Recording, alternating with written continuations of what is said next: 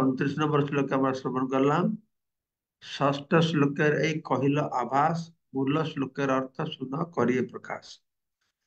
তো আজকে যে শ্লোকটা আমরা পাঠ করব, এই শ্লোকটাকে বুঝতে হলে পূর্বে যে প্রসঙ্গগুলি আলোচনা করা হয়েছে সেটা যে ঠিকভাবে না বুঝতে পারবে, আজকের শ্লোকটা আলোচনা সে বুঝতে পারবে না।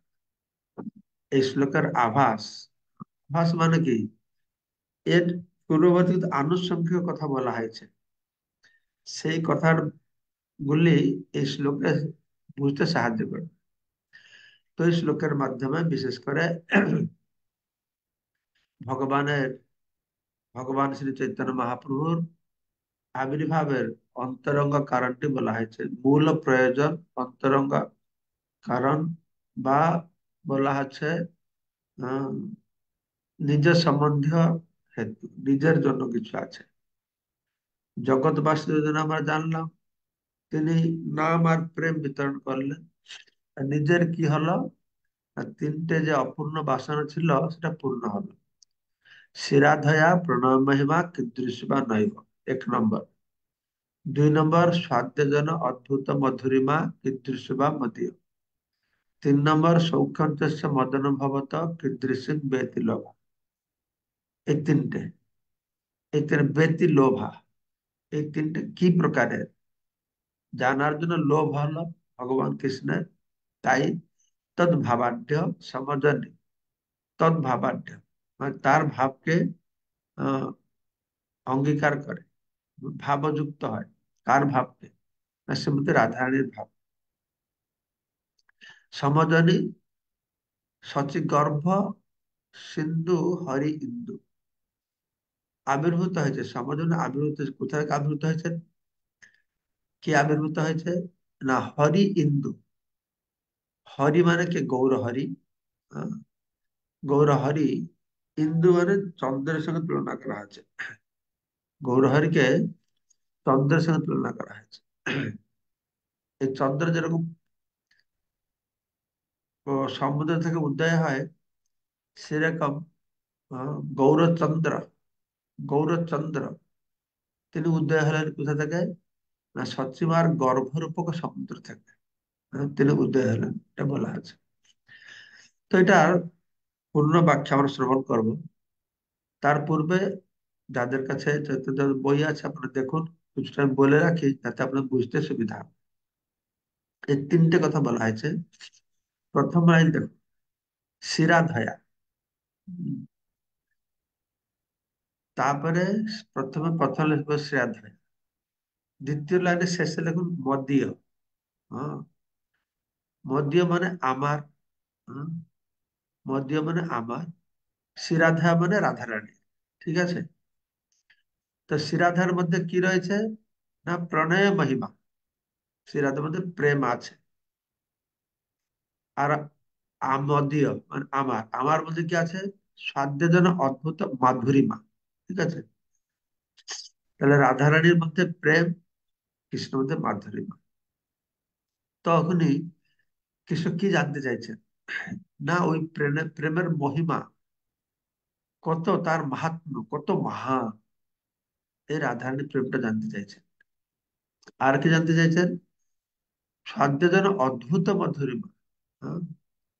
সে আস্বাদনীয় যে অদ্ভুত মধুরিমা কিন্তু সে। তো রাধারানীর মধ্যে যে প্রেম আছে তার মহিমা, আমার মধ্যে যে মাধুরিমা আছে, অদ্ভুত আস্বাদনীয় বস্তু, সেটা কি রকম? ঠিক আছে?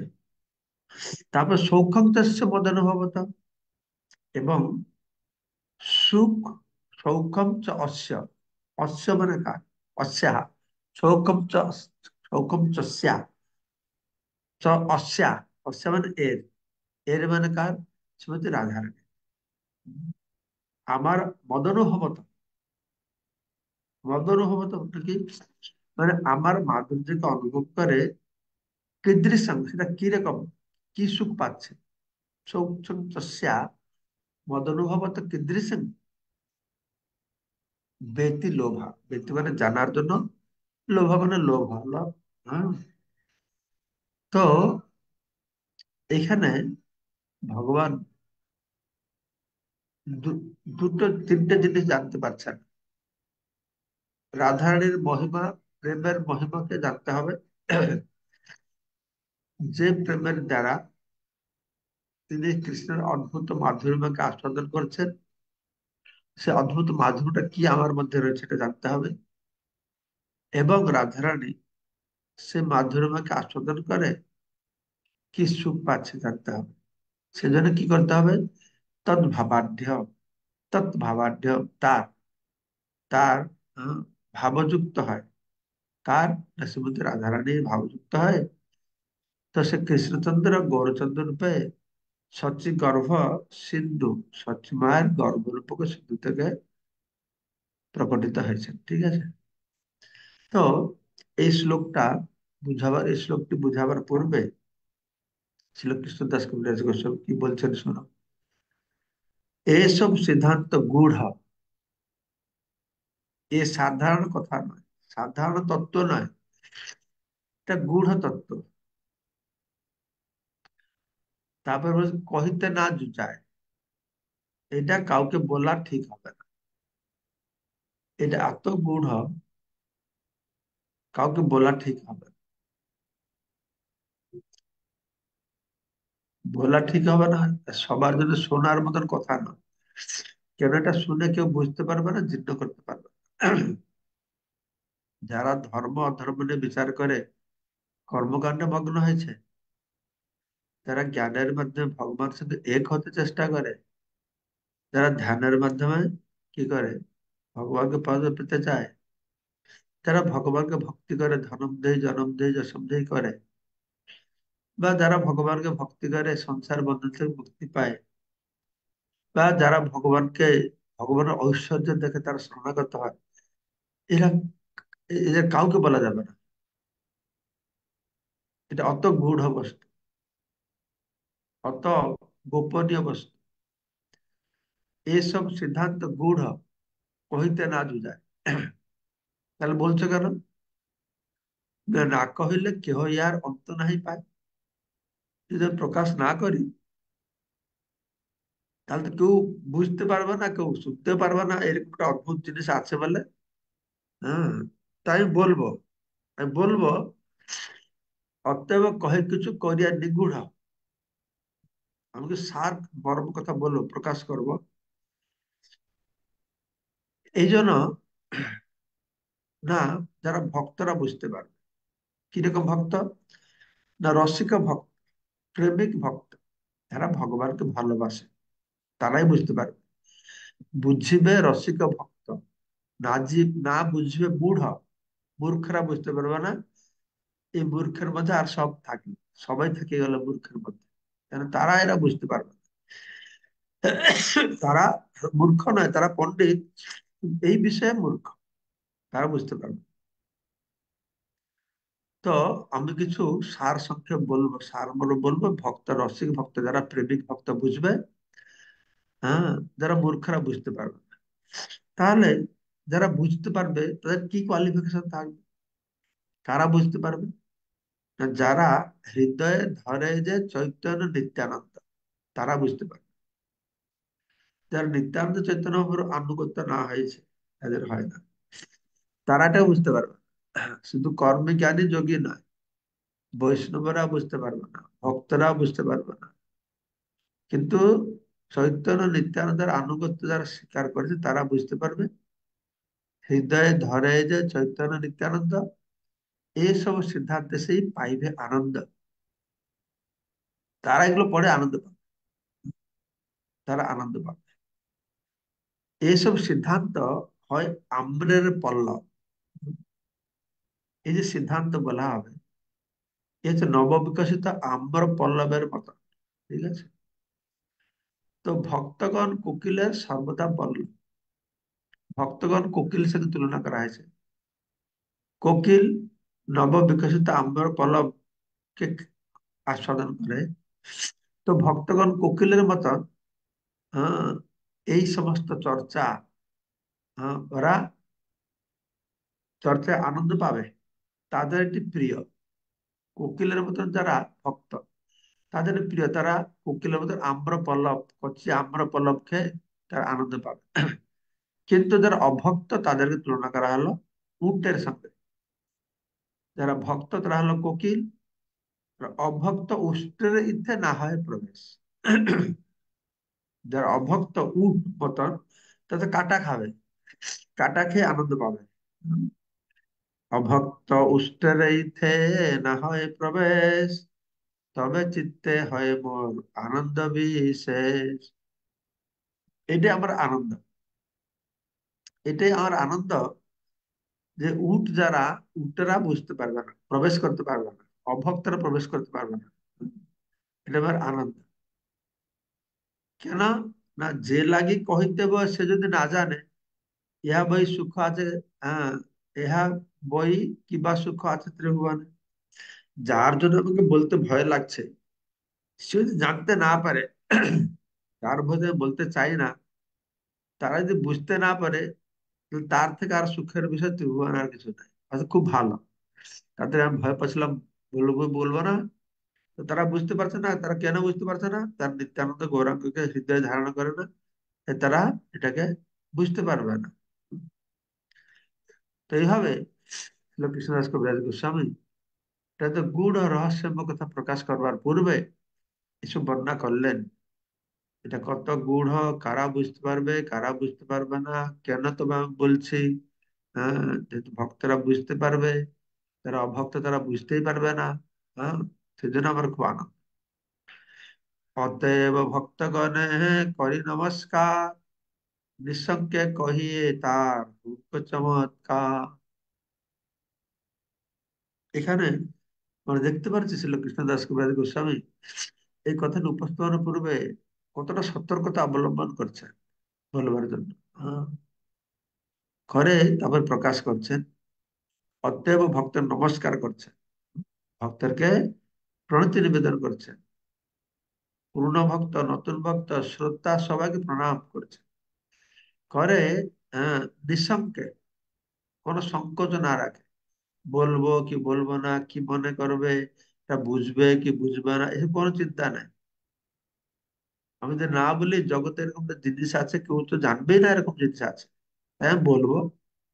যারা ভক্ত নেই তারা বুঝতে পারবে না, ঠিক আছে, যারা ভক্ত তারা আনন্দ পাবে। তো সেই জন্য আমি কোনো সংকোচ করছি না, নিঃসংকোচে আমি এটাকে বলবো। তো এটা কি বলবে? আহ, এটা এর পরের শ্লোকে বলা আছে, কৃষ্ণ বিচার করছে, কৃষ্ণের কথা তিনি বলছেন।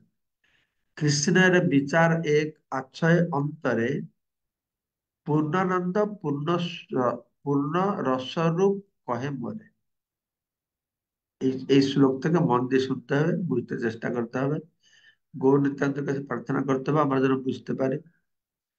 তো কৃষ্ণ মনে মনে বিচার করছেন যে আমাকে সবসময় পূর্ণানন্দ পূর্ণ রসস্বরূপ কয়। কোথায় কয়? শ্রুতি স্মৃতি পুরাণে সব জায়গায় সূত্রে বলা আছে পূর্ণ আনন্দ ব্রহ্ম, পরম ব্রহ্ম যে আনন্দময়, আনন্দ ঘন বিগ্রহ, আনন্দ, হুম, আনন্দময় ব্যাসাত, আনন্দ। তো পূর্ণ আনন্দ মানে কি? আমি আনন্দ দিয়ে তৈরি। আর কি দিয়ে তৈরি? পূর্ণ রসস্বরূপ। সব শ্রুতি শাস্ত্রে বলা হলো ভগবান হচ্ছেন রসস্বরূপ। শ্রুতিতে বলা হলো রসবেশ, তিনি রস দিয়ে তৈরি, তিনি রস আস্বাদন করেন, রস আস্বাদন করান। তো এই দুটো কথা মনে রাখবেন। কৃষ্ণের স্বরূপটি কি? তিনি পূর্ণানন্দ পূর্ণ রস, আনন্দ আর রস। হুম, আনন্দ ব্রহ্ম, রসবৈশা, এই দুটো শব্দ মনে রাখবেন। ঠিক আছে?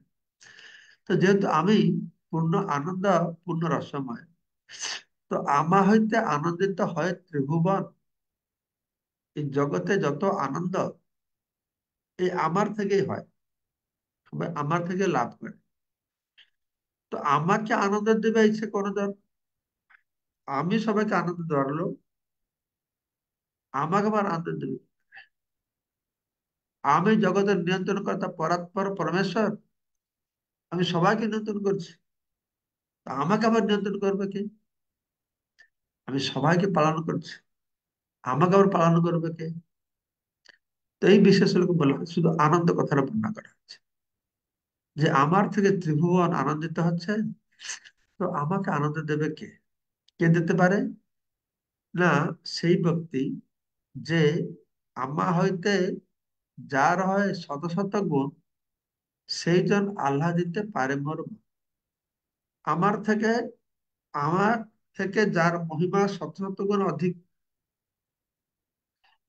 তো সেই একমাত্র আমাকে আমার মনকে আনন্দ দিতে পারবে। শত শত গুণে কে অধিক আছে? তো ভগবান বিচার করছেন, আম হইতে গুণী জগতে অসম্ভব।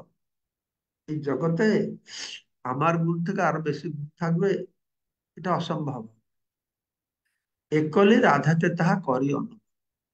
কিন্তু একমাত্র আমি দেখছি রাধারানীর মধ্যে সেটি আছে। হ্যাঁ, রাধারানীর মধ্যে এই গুণ রয়েছে, কেবল রাধারানীর মধ্যেই তা রয়েছে বলে আমি অনুভব করছি। ঠিক আছে?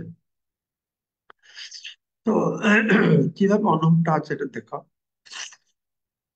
কোটি কাম যিনি রূপ, যদ্যপি আমার অসমর্ধ মাধুর্য সাম্য নাহি যার, মোর রূপে আপ্যায়িত হয়ে ত্রিভুবন, রাধার দর্শনে মোর জুড়ায় না। আমাকে আমাকে আনন্দ দিচ্ছে রাধারানী, তাহলে রাধারানীর মধ্যে আমার থেকে বেশি গুণ আছে। এটা হচ্ছে কৃষ্ণের বিচার। তিনি এটাকে পর্যালোচনা করে বলছেন যে কোটি কাম যিনি রূপ, যে আমার যে সৌন্দর্য কোটি কোটি কন্দর্পের সৌন্দর্যকে পরাভূত করে, সেজন্য বলা হচ্ছে অসৌমর্ধ। আমার সমান কেউ নেই, আমার ঊর্ধ্বে কেউ নেই, অসৌমর্ধ মাধুর্য। আমার যে মাধুরীমা, হ্যাঁ, সে কোটি কোটি রূপের মাধুরীমা। ঠিক আছে? আর কিসের মাধুরীমা? না, রূপের মাধুরীমা। তো এরপরে বলা হচ্ছে মোর রূপে আপ্যায়িত হয় ত্রিভুবন। এখানে রূপের মাধুরীমা কথা বলা হয়। ঠিক আছে?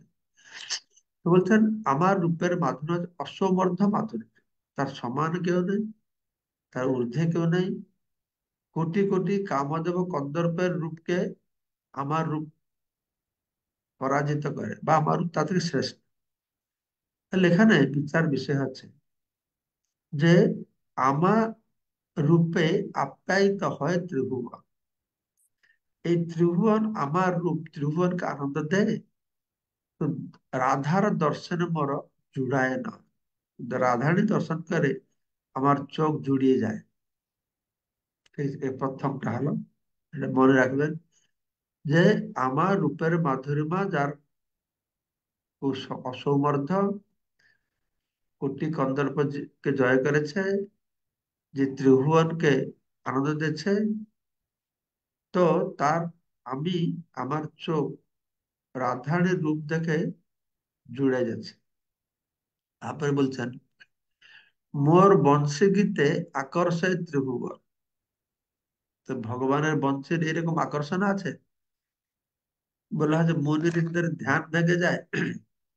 আমার তো ভাগবত শুনেছি, ভগবান বাঁশি বাজিয়েছিলেন, কপিরা সমস্ত কার্যক্রম পরিত্যাগ করে কুলধর্ম দেশ ধর্ম জাতি ধর্ম ত্যাগ করে চলে এসেছিলেন যমুনার তীরে কদম্বর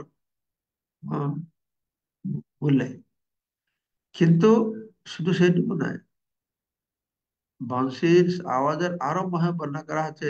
মুনিষদের ধ্যান ভগ্ন হয়ে যায়, ব্রহ্মা পর্যন্ত বিচলিত হয়ে যায়, শিব পর্যন্ত বিচলিত হয়ে যায়, সবাইকে আকর্ষণ করে। মোর বংশী গীত, বংশীর যে শব্দটা ত্রিভুবনকে আকৃষ্ট করে। কিন্তু আমি যার শব্দ ত্রিভুবনকে আকর্ষণ করে, রাধার বচনে হর, হরে আমার শ্রম। তো রাধারণী যে মধুর, তার মুখের বাণী অত মিষ্টি, অত মধুর, এটা শুনে আমার শ্রবণ মানে শ্রবণেন্দ্রিয়, কান মোহিত হয়ে যায়। আগে বলা হলো চোখটা কি জুড়িয়ে যায়, কানটা মোহিত হয়ে যায়। ঠিক আছে? কি কি শব্দ ব্যবহার করে দেখবেন। চোখ জড়িয়ে যাচ্ছে, কর্ণ মোহিত হচ্ছে। আচ্ছা, তারপরে যদ্যপি আমার গন্ধে জগৎ সুগন্ধ। ভগবান কৃষ্ণের অঙ্গগন্ধ সারা জগতে যত গন্ধ আছে ভগবানের অঙ্গগন্ধ থেকে আসছে সারা জগৎকে না, সুরভিত করছে। মোর চিত্ত প্রাণ হরে রাধা অঙ্গ গন্ধ। তো শুধু রূপ, রাধার রূপ আমার নয়নে জুড়ায়, তার কথা, আমার শ্রবণকে হরণ করে, কিন্তু তার অঙ্গের গন্ধ কি করে? আমার চিত্ত আর প্রাণকে, হ্যাঁ, হরণ করে। মোর চিত্ত প্রাণ হরে রাধা অঙ্গ গন্ধ। রাধার অঙ্গের গন্ধ আমার চিত্ত হৃদয়কে হরণ করে। তারপরে যদ্যপি আমার রসে জগৎ সরস, রাধার অধর রস আমা করে বশ। ভগবানের যে রূপ, রস, গন্ধ, শব্দ, স্পর্শ আছে, যে রস, স্বাদ,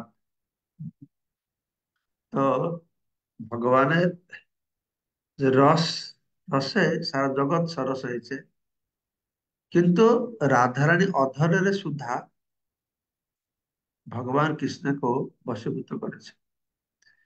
যদ্যপি আমার স্পর্শ কোটি ইন্দু শীতল, ভগবান কৃষ্ণের অঙ্গকে স্পর্শ করলে কোটি চন্দ্র থেকেও আরো শীতল তার অঙ্গ।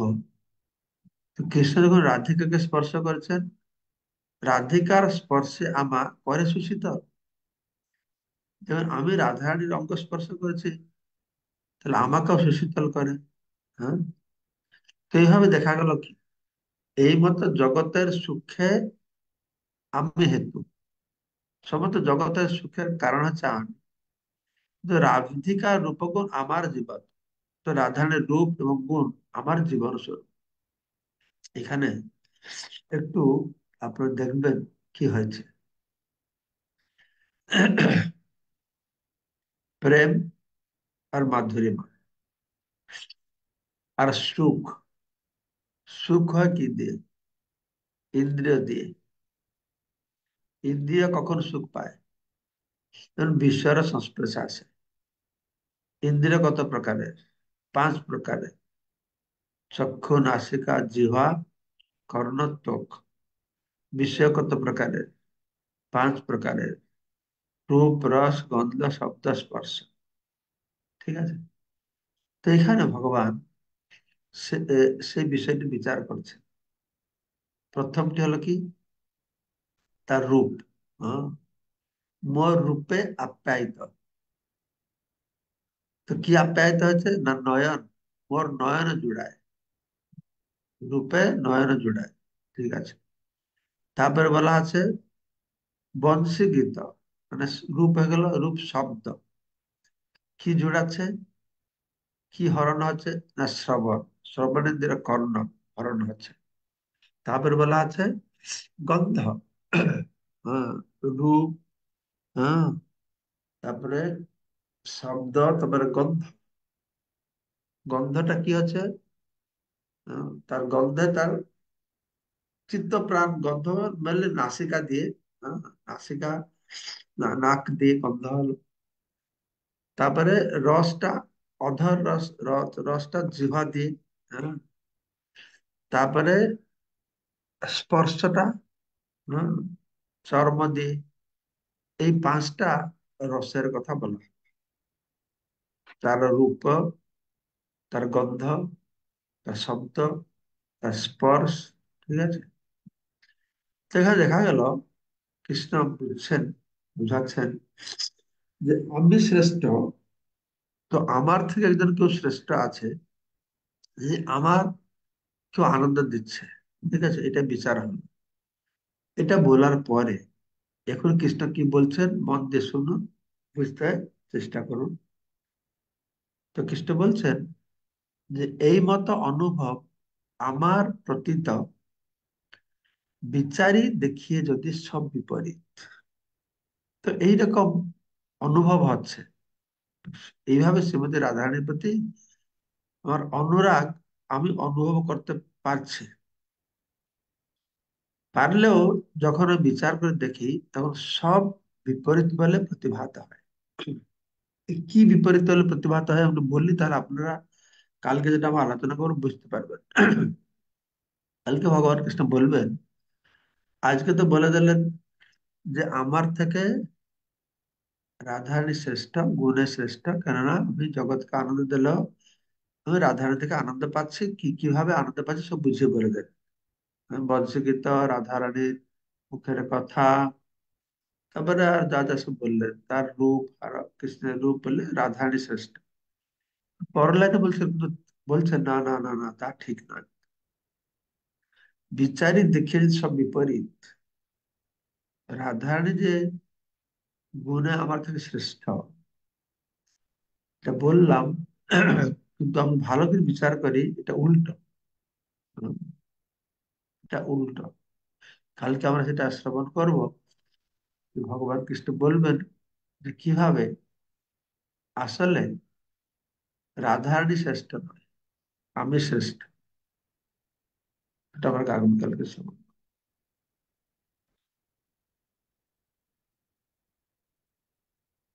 এগুলো প্রশ্ন করবে,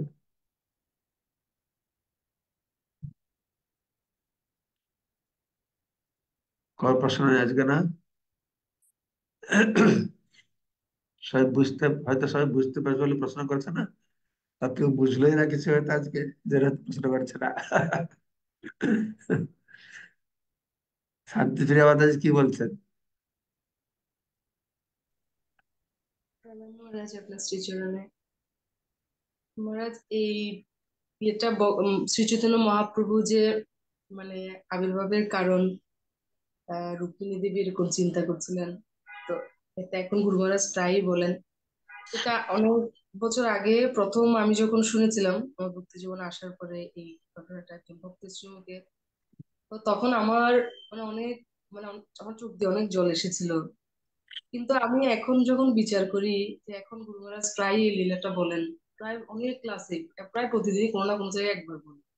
কিন্তু আমার সেরকম কোনো রকম সেই রকম হৃদয়ের বিগলিত হয় না। তো আমি চিন্তা করছি যে তাহলে এত বছর পরে তা আমার এরকম তো অধপতিত হলাম, তো আমি আমি তো এটাতে আর সেরকম আনন্দটা পাচ্ছি না।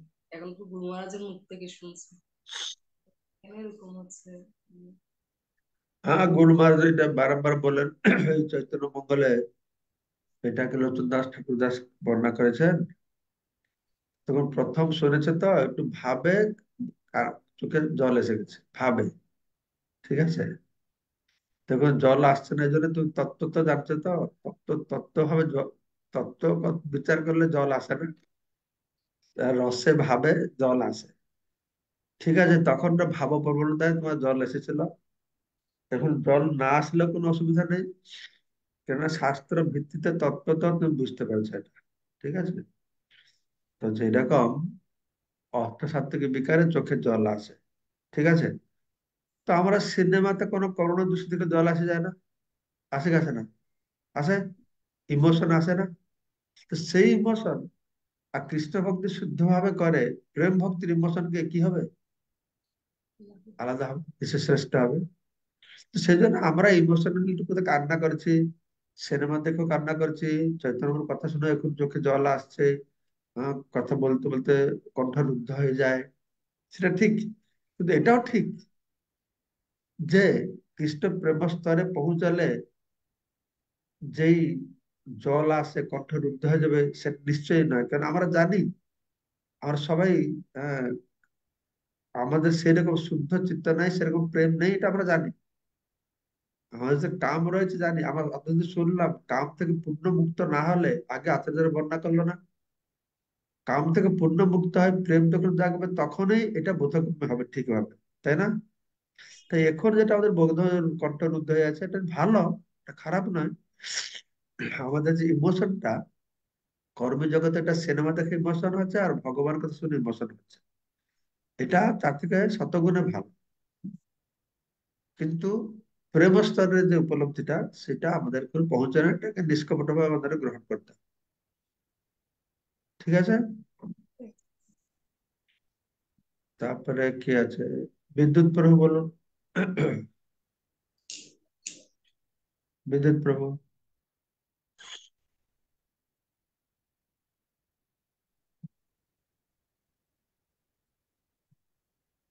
আপনি বল। আপনাদের অনমিউট হয়েছে তো? হরে কৃষ্ণ। ধন্যবাদ, প্রণাম মহারাজ আপনার শ্রীচরণে। মহারাজ শোনা যাচ্ছে? হ্যাঁ হ্যাঁ, শোনা যাচ্ছে। মহারাজ, ওই প্রথম দিকের আলোচনায় একটা বিষয় আসলো যে এমনকি সাধারণ ভক্ত এবং বৈষ্ণবরাও ভগবানের যে মাধুরিমা বা মাধুর্যটা ভালো আস্বাদন করতে পারেন না। এইটা রসিক ভক্ত হলে সেটা আস্বাদন করতে পারবেন। এই বিষয়টা আমার কাছে একটু মানে আমি ক্লিয়ার হতে পারলাম না। রসিক ভক্ত বলতে কোন স্তরের ইয়েকে বোঝাচ্ছে? উনি কি প্রেম ভক্তি স্তরের ঊর্ধ্বে? বৈষ্ণব হলেও বুঝতে পারবে না। তার মানে হচ্ছে যারা ভগবান বিষ্ণুর উপাসনা করে, আচ্ছা। ঐশ্বর্য ভাব দিয়ে ভগবানের উপাসনা করে, যারা মনে করে কৃষ্ণ হচ্ছে বিষ্ণুর অবতার, এগুলো শাস্ত্রে বর্ণনা করা হয়েছে। যারা মনে করে কৃষ্ণ হচ্ছে বিষ্ণুর অবতার, তারা এটাকে বুঝতে পারবে না। আর কে বুঝতে পারবে না? যারা গৌর নিত্যান্তকে মানে না বা গৌর নিত্যান্ত জানে না, তারা এটা বুঝতে পারবে না। রসিক ভক্ত মানে যারা ভগবান কৃষ্ণের প্রতি অনাবিল প্রেম, হ্যাঁ, জাগ্রত হয়েছে বা স্বীকার করে। প্রেম হয় না, কিন্তু যাদের অনাবিল প্রেম আছে, তাদের পদাঙ্ক অনুসরণ করছে, তাদের আনুগত্য আছে, তাদের স্বীকার করছে, তাদের এটা কিছুটা বোধগম্য হবে। যারা ব্রহ্ম, পরমাত্মা, ভগবান বিষ্ণু উপাসনা করে, তাদের এটা বোধগম্য হবে না। ঠিক আছে। আচ্ছা মহারাজ, ঠিক আছে মহারাজ। বিনয় মঙ্গলময়। প্রণাম আপনার শ্রীচরণে।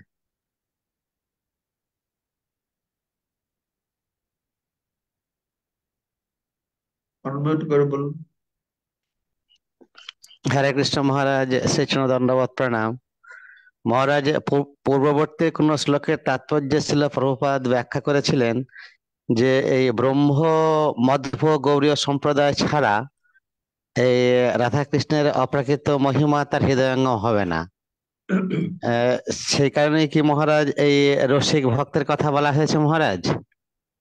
ব্রহ্মবাদ্য গৌড়ীও বুঝতে পারবে না। ব্রহ্মবাদ্য গৌড়ী সম্প্রদায় হলো ব্রহ্মবাদ্য, ব্রহ্ম যারা তত্ত্ববাদী, তত্ত্ববাদী দেখবে, তত্ত্ববাদী কারা? যারা মাধ্বাচার্য অনুগামী আছে, তারাও বুঝতে পারবে না এই জিনিসটাকে। নিত্যানন্দের যারা আশ্রয় করে, তাদের কাছে বোঝা যাবে। এটা মাধবেন্দ্র পুরী সম্পদ থেকে এই জিনিসটা প্রকাশিত হয়েছে জগতে আস্তে আস্তে। মাধবেন্দ্র পুরীকে বলা হয় এই প্রেমের যে বিষয়বস্তুটা অঙ্কুর বলে বলা হয়। তো মহাপুরুষ এটা পূর্ণ প্রকাশিত হয়েছে। এবং ব্রহ্ম মাধ্য সম্প্রদায় আছে, কিন্তু মাধবেন্দ্র পুরী পূর্বে যারা, তারা এগুলো তারা বুঝতে পারবে না। চৈতন্য মহাপ্রভু পরে যারা বুঝতে পারবে, যেরকম তার আগের তারা বুঝতে পারবে, ব্রহ্ম মাধ্য সম্প্রদায় হলেও। আর একটা জিজ্ঞাসা মহারাজ, এখানে বলা হয়েছে যদ্যপি আমার রসে জগত সরস, রাধার অধর রস আমা করে বস। মহারাজ, অধর শব্দের আভেদনিক অর্থ হচ্ছে কি ঠোঁট। হ্যাঁ হ্যাঁ। তাহলে এখানে মহারাজ কি বুঝবো মহারাজ?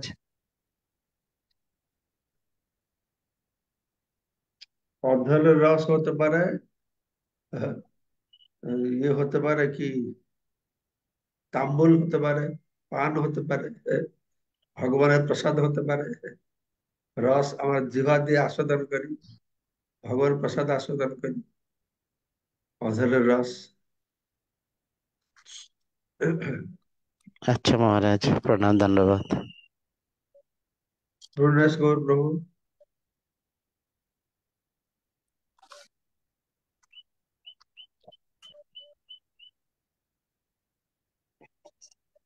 পূর্ণেশ গৌর প্রভু।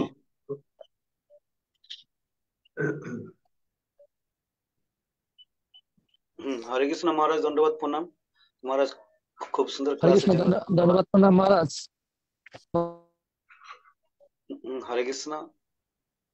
তো মহারাজ এইখানে একটা তো এখানে একটা বলছে যে যে হচ্ছে যে যে অদ্ভুত রস হচ্ছে যে হচ্ছে অদ্ভুত মাধুর্য রস আস্বাদন করে। তো আমি এটা বলতে চাইছি যে ওই যে ভগবত গীতার 11 হচ্ছে অধ্যায়ে তো বিশ্বরূপ দর্শনে যখন অর্জুনের একটা স্তর এসেছিল, যখন বিশ্বরূপ সব দর্শন করছিল, তখন তার হচ্ছে অদ্ভুত রস, সে সেই রসে সেই রস আস্বাদন করছিল। তো মানে সবকিছু তার হচ্ছে অদ্ভুত লাগছিল। তো এখানে এটা বলতে যাচ্ছি যে তাহলে কি অদ্ভুত মানে প্রত্যেকটা যেমন শান্ত দাস্য সৌখ্য মাধুর্য, তো প্রত্যেকটা রসের কি পরাকাষ্ঠা রূপ যে স্তরটা আছে সেটা কি অদ্ভুত রস, এটা জানতে চাচ্ছি। না না না না, সেটা সেই হিসাবে না। ওখানে অদ্ভুত মানে আশ্চর্য হচ্ছে অদ্ভুত রসটা তো মনে হয় আমাদের যে সাতটা রস আছে, পাঁচটা মুখ্য, সাত 12টা রস, পাঁচটা মুখ্য, সাতটা আছে গৌণ। সে গৌণের মধ্যে একটা অদ্ভুত মনে হয় একটা রস, ভগবানের অদ্ভুত। আরো কি কি আছে আমি ভুলে গেছি, আরো সাতটা রস আছে, সেটা সেই রসের কথা কারণ এখানে অদ্ভুত মাধুর্য মানে বলা আছে, ওই অদ্ভুতটা না। সাতটা গৌণ রসের যে অদ্ভুত, হ্যাঁ, মানে আচ্ছা। ভগবান একজন অদ্ভুত মহান কিছু, এটা এরকম না। এটা হচ্ছে অদ্ভুত মানে, অদ্ভুত কাকে বলে, যে পূর্বে কোনোদিনই অনুভূতি হয় না, প্রথম অনুভব হলো, তাকে বলে অদ্ভুত।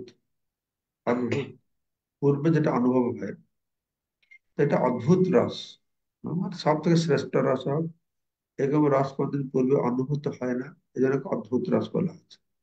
ওই সাতটা গৌণ রসের যে অদ্ভুত শব্দটা ব্যবহার করেছে, এই ক্ষেত্রে সেটা না। বুঝতে ঠিক পেরেছো? আছে হ্যাঁ মহারাজ, বুঝতে পারছি। ভুবনেশ গৌর কি রেডি হয়েছে এখন বলবার জন্য? হ্যাঁ, বলো। হ্যাঁ মহারাজ, ধন্যবাদ, প্রণাম মহারাজ।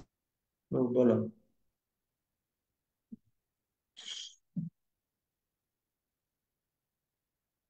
হরিবল।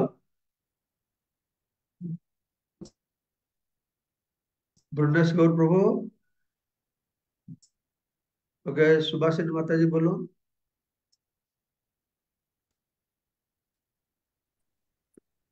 হরে কৃষ্ণ, মহারাজ আমার দণ্ডবাদ ক্লাস প্রণাম মহারাজ, আপনার শ্রী চরণে সুন্দর অমৃতময় ক্লাসের জন্য ধন্যবাদ মহারাজ। মহারাজ 249 নম্বর শ্লোকে বলছে যে, এই মতো অনুভব আমার প্রতি বিচারি দেখিয়ে যদি সব বিপরীত। এভাবেই শ্রীমতী রাধারানীর প্রতি আমার অনুরাগ আমি অনুভব করতে পারলেও যখন আমি বিচার করে দেখি তখন সব বিপরীত বলে প্রতিভাত হয়। মহারাজ, আহ, ভগবান শ্রীকৃষ্ণ অনুভব করেছেন এর পূর্ববর্তী শ্লোকগুলো যে রাধারানী শ্রেষ্ঠ, আর এখন যখন উনি বিচার করছেন তখন উম, ভাবছেন যে না, এসব বিপরীত, রাধারানী শ্রেষ্ঠ না আমি শ্রেষ্ঠ। আহ আমার মধ্যে যে মাধুর্য আছে সেটা অনুভব করেই রাধারানী এত সুখ পায়। আর সেই সুখটা পেতে হলে আমার, আমি শ্রেষ্ঠ এটাকে পাওয়ার জন্য আমাকে রাধারানীর মতো আহ রাধারানীর মতো অঙ্গকান্তি আর ভাব গ্রহণ করে আমাকে আস্বাদন করতে হবে। এইটাই কি বিপরীত বলতে কি এটাই বোঝাচ্ছে না অন্য কিছু মহারাজ? হরে কৃষ্ণ। আপনার ঘরে চৈতন্য চৈতন্য আছে? আছে মহারাজ, আপনার এই কৃপায়। যে শ্লোকটা পড়লাম, এর আগের শ্লোকগুলো কালকে পড়ে আসবে, ঠিক আছে? কালকে যখন আগের ঠিক শ্লোকগুলো আছে মহারাজ। পারবে কিটা, কিটা কিভাবে কৃষ্ণ বর্ণনা করছেন উনি শ্রেষ্ঠ, কালকে আমরা বুঝতে পারবো, ঠিক আছে? সুরভি গোপিকা হরে মাতা। কৃষ্ণ, ধন্যবাদ মহারাজ, আপনার চরণে কোটি কোটি প্রণাম।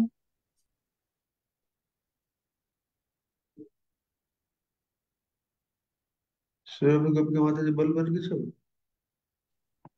হ্যাঁ। হরে কৃষ্ণ মহারাজ, আপনার চরণে প্রণাম।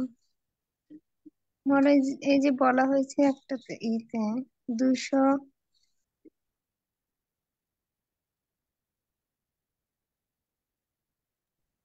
বন্ধ করে দিল, মিউট হয়ে গেল। হরে কৃষ্ণ হ্যাঁ। মহারাজ, এই যে বলা হচ্ছে যে তিনি হচ্ছেন শৃঙ্গার রসের মূর্ত বিগ্রহ। এখানে শৃঙ্গার রসটা কেমন? কালকের ক্লাসে ছিল? হ্যাঁ, এটা তো কালকে ক্লাসে ছিল না, ছিল না? না মহারাজ। তাহলে সে মাঝে মাঝে মাঝে মাঝে মাঝে ঢুকে পড়ে, কিছু কিছু আছে মাঝে ঢুকে পড়ে কি হচ্ছে দেখি, সেরকম আর হবে না। বুঝতে হলে ধারাবাহিক শুনলে তাহলে বুঝতে পারবে, কারণ পূর্ব পর প্রসঙ্গ দেখি কিন্তু শৃঙ্গার রস মানে মধুর রসকে শৃঙ্গার রস বলা হয়েছে। মধুর রসকে ভগবান শ্রীকৃষ্ণের ব্রজ গোপিকাদের সঙ্গে যে সম্পর্ক, তাদের প্রেয়সী, তাদের সম্পর্কে শৃঙ্গার রস বলে।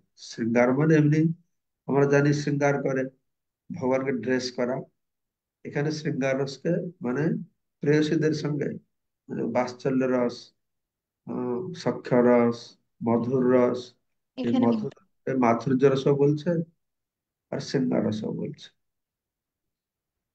ঠিক আছে, ঠিক আছে, ঠিক আছে ধন্যবাদ। ঠিক আছে, সবাইকে অসংখ্য ধন্যবাদ আজকে আলোচনায় যোগদান করবার জন্য।